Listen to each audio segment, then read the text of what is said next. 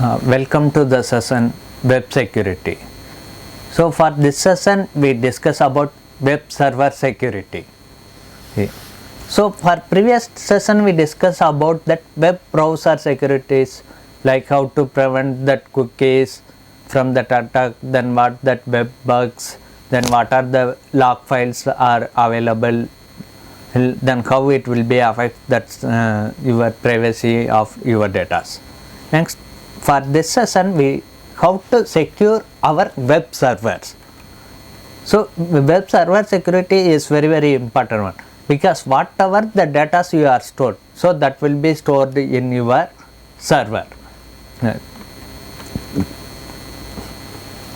So for this session we are going to discuss about physical security for servers, then what how physical security plan, and protecting computer hardwares, then in different environmental factors, physical access, ventilation. So these are all about your physical server security. Next, defending against act of war and terrorism, and preventing theft, protecting your data, eavesdropping, protecting backups, protecting local storage and personal data.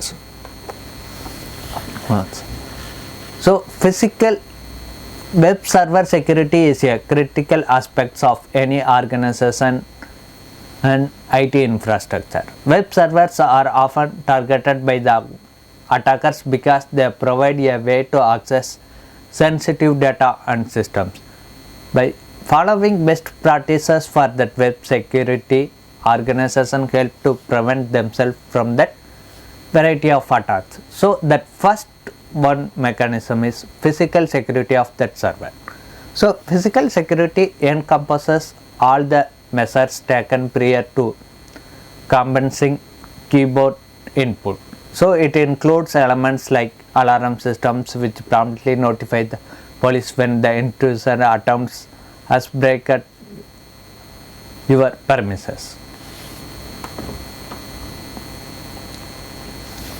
So first, security plans.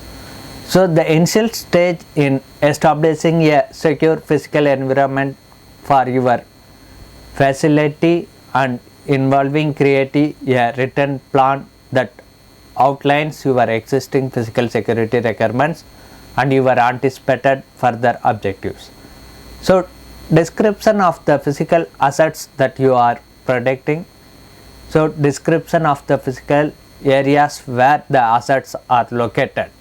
Next, a description of your security perimeter, the boundary between rest of the world and your secure area. Next, third one is threats. So attacks, accidents or natural disasters that you are protecting against and their likelihood. Your security defense and ways of improving them. Next, the estimated cost of specific improvements. Next, the value of the information that you are protecting. Next, the disaster recovery plan. So it's essential to establish that strategy for promoting, safeguarding and temporary computer equipment and transferring your backup data to new system in the event of theft or damage to your computers. So the recommended that you to following this to establish a plan for rapidly acquiring new equipment in the event of the theft, fire or equipment failures. Next, test this plan by rendering a computer system and trying to restore your backups.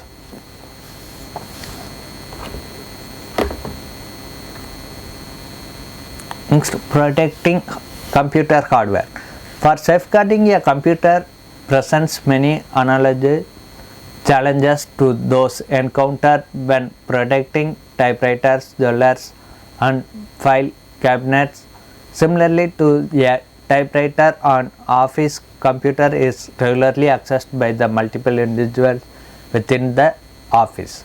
So however, the real peril of a stolen computer lies not in loss of hardware itself, but in the data stored in its disk.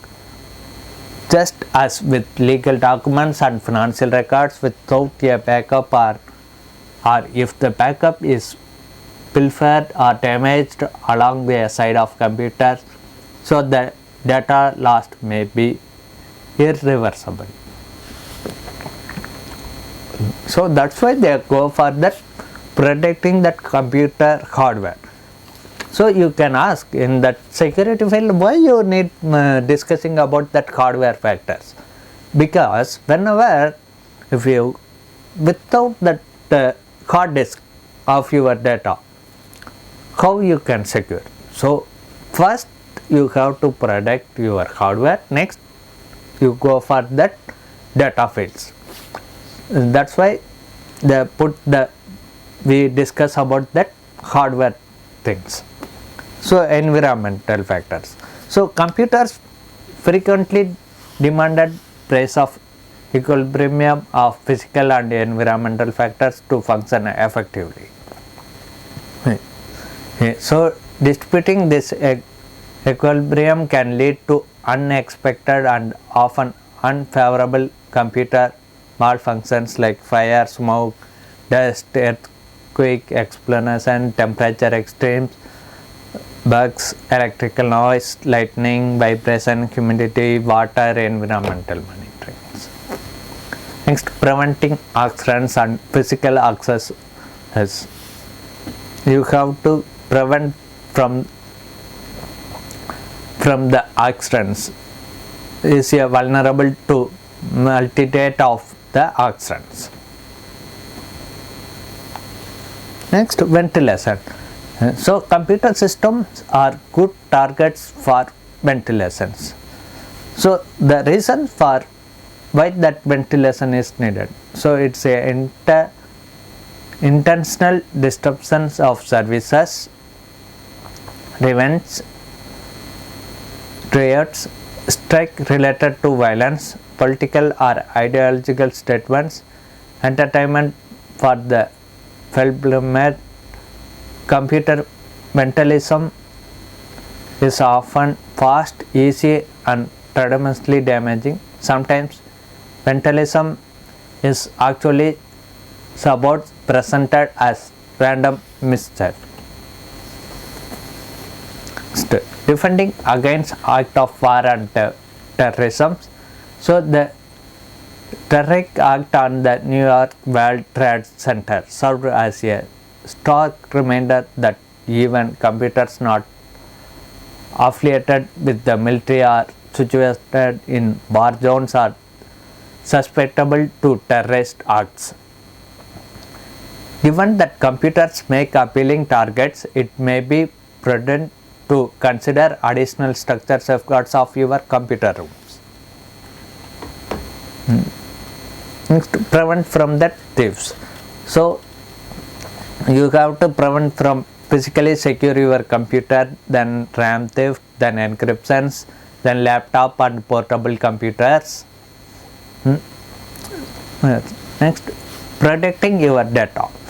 So eavesdrop. So electronic eavesdropping stands out on one of the most insidious forms of data theft.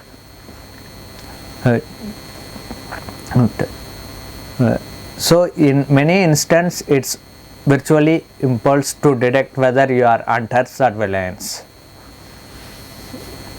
So awareness of this eavesdropper often only arises when the attacker attempts to exploit the acquired informations. And protecting backups. So backups are an essential component of any computer system, whether it is for security or other purpose.